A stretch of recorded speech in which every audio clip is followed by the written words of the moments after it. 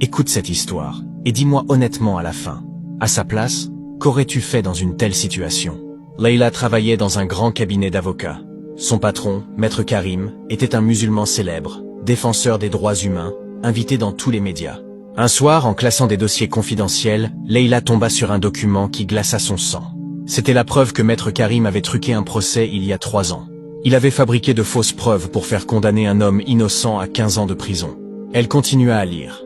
Le motif: l'homme innocent, Samir, était le rival commercial du vrai coupable. Le vrai coupable avait payé Maître Karim 500 000 € pour éliminer sa concurrence.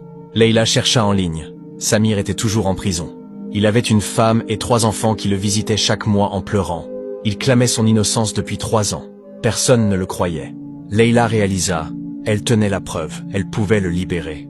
Mais elle pensa aussi, si je dénonce mon patron, je perds tout. Mon emploi, ma réputation.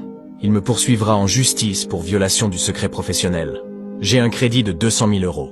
2 enfants à l'université. Mon mari est au chômage. On sera à la rue. Elle pensa, mais si je me tais, un innocent reste en prison.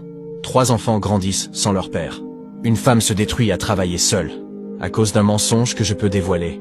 Le Coran dit, soyez des témoins pour Allah, fût-ce contre vous-même. Mais elle avait aussi une famille qui dépendait d'elle. Puis le moment de vérité arriva.